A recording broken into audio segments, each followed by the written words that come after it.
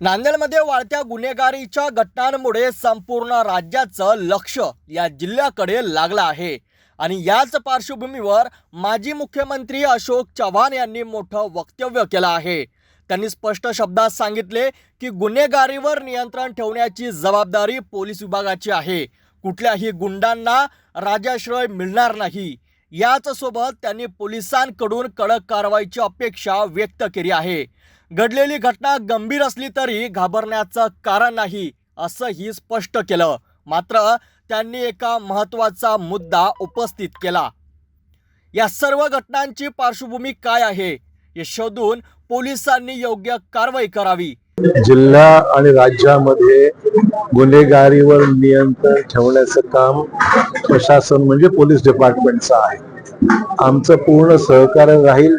कुठल्याही गुंडांना राजश्रय मिळणार नाही, मिळू नये हीच आमची भूमिका आहे। पोलिसांकडून कडक कारवाई करण्याची अपेक्षा आहे।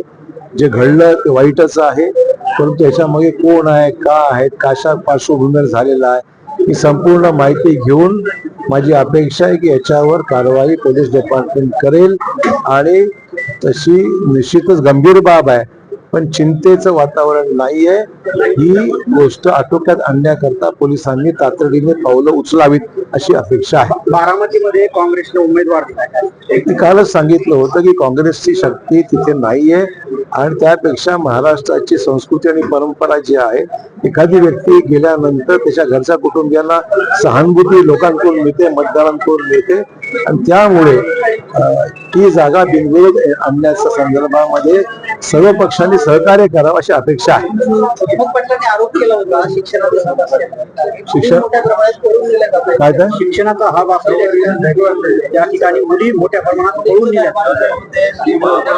असं आहे की हेमंत पाटील सुद्धा आमच्या महाविकास आमची जी महायुती आहे महाराष्ट्रामध्ये, तर या महायुतीचे घटक पक्षाचे आमदार आहेत। त्याच्यामुळे आम्हा सर्व लोकप्रतिनिधीची संयुक्त जबाबदारी राहणार आहे की जिल्ह्यामध्ये ज्या काही चुकीच्या गोष्टी घडत असतील तर त्याच्यावर प्रभावी नियंत्रण लोकप्रतिनिधी सत्ताधारी पक्षाची या नात्याने आम्हाला नियंत्रण ठेवण्याची जबाबदारी आम्हा सर्वांची आहे। बरं साहेब, या संदर्भात तुम्ही काही पोलीस अधीक्षकांची भेट घेऊन माहिती वगैरे घेणार आहे? मी बोललेलो आहे, बोलणार, परत बोलणार आहे। कधी थांबवण्यासाठी काही उपाययोजना वगैरे त्यांच्याकडून त्यांची बाजू आता काल परवाच घटना घडल्या असल्यामुळे ती चौकशी इन्व्हेस्टिगेशन वगैरे सुरू आहे। काही लोकांना अटक करण्यात आलेली आहे, त्यामुळे त्यांची ही प्रक्रिया त्यांची पूर्ण होऊ द्या, नंतर ते मोकळे जातीने बोलेन मी, पण त्यांच्या चौकशीमध्ये हस्तक्षेप मला करणार नाही मी। बात झालेली आहे त्याच्यात तलवारी आणि खंजीराचा सरास वापर आहे, दवाखान्यात सुद्धा एकाला जाऊन मला माहिती आहे, सर्व गोष्टीची मला बारकाईने माहिती आहे। त्यांचा तपास कामामध्ये व्यत्यय यायला नको आणि म्हणून त्यांना मी डिस्टर्ब करणार नाही। त्यांचं काम मार्गी लागलं त्यांना बोलून गेलं।